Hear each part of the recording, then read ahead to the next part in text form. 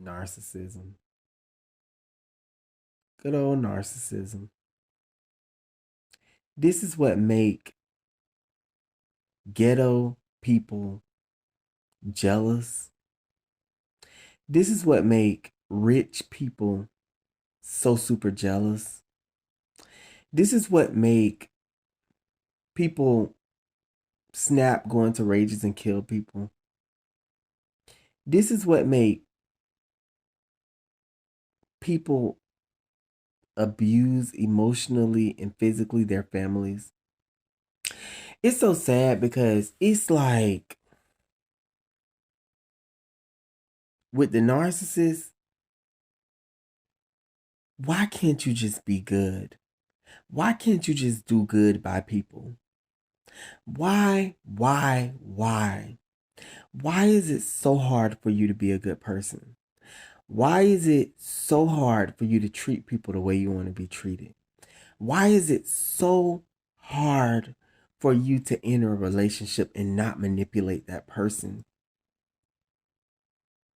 That person could have been your soulmate. Why, narcissist? Why? Because, ladies and gentlemen, it's like a drug. It's like the strongest drug, ladies and gentlemen. Them doing evil to people, it's like it's a high. It's a it's a sadistic high, ladies and gentlemen. It is a it's just like when people are on rock, cocaine, and people are on heavy drugs. Narcissists are literally addicted to people's their addiction is people's misery. Ain't that some shit? And it does something to them. It's like I've seen some narcissists when you present bad news to them, it's like they'll even sniff sometimes, be like swallow. Like it just did something to their body. Like I don't know if it like aroused them, made them like but it just did something like it was just like it's like you could, ladies and gentlemen, if you pay close attention to the narcissist, when something negative happens, you can see where you're feeding them energy. You can see where you're feeding them narcissistic supply. I'm telling you, it'll be like they're on drugs. Like you'll get them breathing in, breathing out, exhaling. Like I've been waiting for that, a breath of fresh air.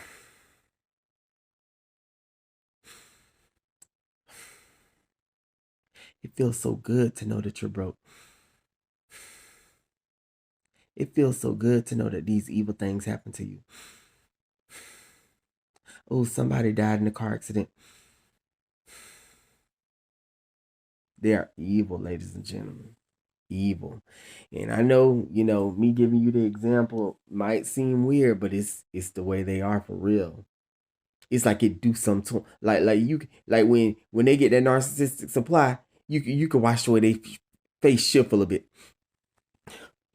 Like they'll act like they'll do it like they don't know what's going on face. Like I be like, when they get the supply, ladies and gentlemen, it's like they'll do it like we don't know what's going. We ain't just getting no narcissistic supply. Like, oh for real? Oh, they did for real? Oh wow. But ladies and gentlemen, you guys fret not evildoers, because they will be cut short in the days to come.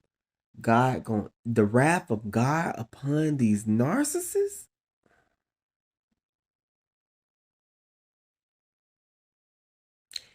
It makes me want to cry because they don't even understand the wrath of God is so horrible that even the worst of the worst person, you just don't want to have to endure it. Because God is nothing to play with. And you know what? That's why when you die in your sins, you go straight to hell. Just like that. It ain't no one, like, and you know what? My grandmother, that's one thing my grandmother always told me. She'll look at me, she'll say, child, she said, let me tell you, I say, grandma, and like, if, well, when I was younger, she would always take me to plays. It was weird. Out of all the grandkids, she would always drag me. And there was a play that used to be at this church where I'm from named Victory. And it was this big church that, a lot of people had like a lot of gatherings and celebrations there and stuff like that. And big events. So she would take me to this specific event called Heaven Gates Hell Flames or something like that. And it would be where they would simulate how when somebody died, whether they're going to go to heaven or not. And they would have the fake angels on a platform, and they would have demons when the person was um summoned to hell. Then demons would come out and grab them and take them in the back. Anyways, it was this whole big play. And my grandmother would always take me there. But I would tell you this. She used to always mention to me, I would say, Grandma, hell is real. She said, yep. She would say, I mean, with determination in her voice, yep. She would say, and the minute you die, the minute, 1 second after, that's it. That's it. It ain't no more. You go to hell. And it's like that always stuck with me. My grandmother was a very beautiful woman. She had really, really soft skin. She was brown skinned, a little bit darker than me. She had very, very beautiful hair, very silky like hair. I'll never forget her skin. Her skin was just so soft, and she was just such a sweet woman. She would do what she can when she could, and she would always talk soft words. But when she meant business, she would give you that eye. It would be a side look, and you know that she mean business, and she ain't playing the radio. And she always looked to me and looked inside of me as if she's seen something great. I don't know what it was, ladies and gentlemen. Seriously, I'm serious. Like this is like real talk. My grandmother would look at me and she would be like, as if she's seeing me different from the rest of the family. I wonder why. But you know what, ladies and gentlemen, you guys don't realize everybody got their story. And as you guys go through life, you will find out more and more answers to the story that you guys are living in. And see, me, it's like, when I bumped into that narcissist, I said, wow, it was another chapter into my life that I was going into. And God was going to take me down different roads and stuff. And see, a lot of times people don't understand that signs come before situations happen. And you never know. My grandmother could have been warning me about these kind of people all the while. You just never know. Because she left like 3 winters ago, and it's like I was just still too young to understand. Now I've reached a maturity level where I was actually, when she left, I was with the first person, the first Narc. And I just, to this day, it's like I hate it. Like I felt like this person took up so much of my time, and I could have been spending it with my grandmother,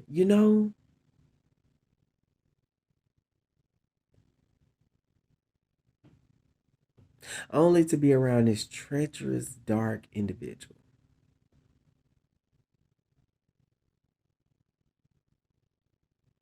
And I would never forget when they came into my grandmother's house. They were always trying to be so friendly and trying to meet people so quick. They tried to give my grandmother a hug, and I'll never forget. She said, "Mm-mm, mm-mm." Her hand was up like this. Like, I don't know you, baby. Like, uh-uh. It was as if she was warding off that spirit. Eventually, as we hung out more, my grandmother kind of took on to him, and she was nice. But it was just something to think about. And ladies and gentlemen, let me tell you something. Those narcissistic families of y'all, the more that you guys are around, if you're in a narcissistic family and you're dating a narcissistic person, that narcissistic family would try to make that narcissistic person seem like they're so much better than you. They're going to brag about them right in front of your face and make you feel like you are this little. Sure will. Sure will. Oh, such and such is this. Such and such is that. I can still hear the voices in the back of my head. Oh. And ladies and gentlemen, I'm going to tell y'all something. You're going to get really, really upset as you get older and you finally come into realization that you're in a narcissistic family all a while, okay? You have to keep your calm, keep your cool, okay? Because it's easy to go off on the deep end. You know, people get pissed off. People, I, I'm not trying to be, I'm not trying to, I'm not trying to put anything out. But sometimes people be so upset with these narcissists that they literally want to kill them. You get what I'm saying? And it's like, God forbid, because when it comes down to murder, that I don't play that. Like, that's crazy. You know what I'm saying? Like, that's, you know, and two wrongs don't make a right. You know what I'm saying? That's why you go to God for everything. But there's also other little solutions that you can have, you know, that you, little things that you could do to make this big solution to the problem. But when it comes down to it, it's just like, shit is like crazy. They'll try to make the person seem like they're so much better than you. Like they'll get to bragging on them. Blah, blah, blah. So that's why I say, like, whenever you realize that you were in an narc, it's gonna be a lot of times you're gonna think back and you're gonna think about all the stuff they used to do. But think about where you're at now. The point that you reach, because you could have always been stuck in that. It's like limbo. You know what I'm saying? But I will tell you something. That don't worry, because they gonna get theirs. And they know it. They know it.